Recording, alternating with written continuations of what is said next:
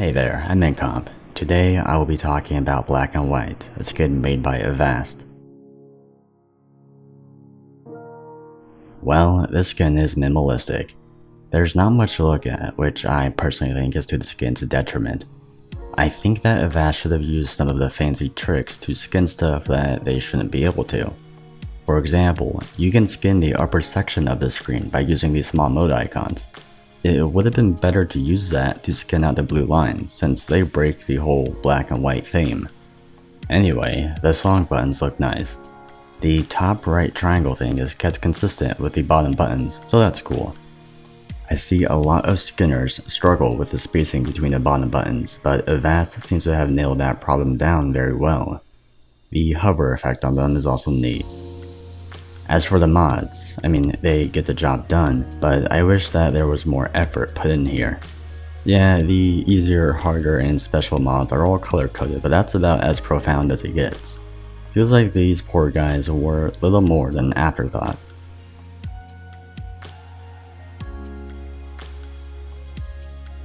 The ranking screen is overall a bit lighter than the song selection screen. It really makes everything feel like an overlay rather than an entire screen, but there's nothing wrong with that. The elements are crisp, clear, and everything in between. The gray letters have some blurriness on the insides of them, but you really have to stare at them to notice it. The hit burst icons are very small but still readable, so I'll let them slide. Very good job with the graph background. It contains the graph very tightly, something that the majority of skins don't attempt because it's goddamn tedious to do. While the elements themselves aren't really eye-catchy, they let the map of background take care of that part. This works better here than on the song selection screen, where transparency isn't really used.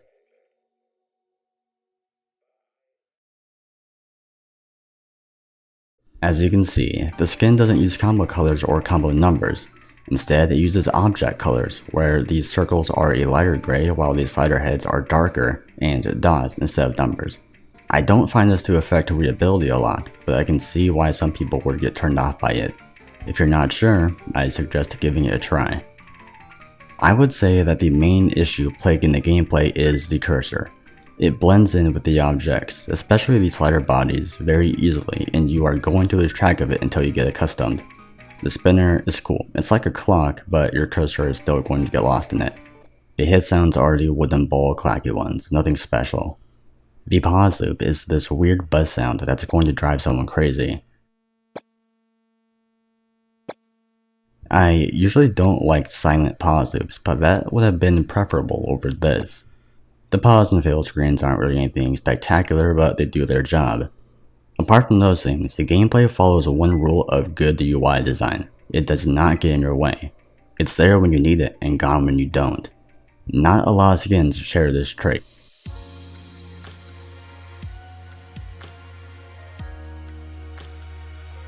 The song selection screen is easily the weakest part of the skin. It left a lot to be desired. I'll give it a 3 out of 5. The ranking screen gets a 4. It's pretty good, but that blurriness on gray letters does have an impact. The gameplay gets a 3.5 out of 5. The forgettable cursor along with the buzzing pause loop are both very problematic. Honestly, I'd just get rid of the pause loop from the skin folder and roll with the default one. With all things said and done, the skin gets a 3.5 out of 5. It's a bit above average, but only a bit. For visuals, I'd say a 2.5 out of 5, and for playability, a 3.5.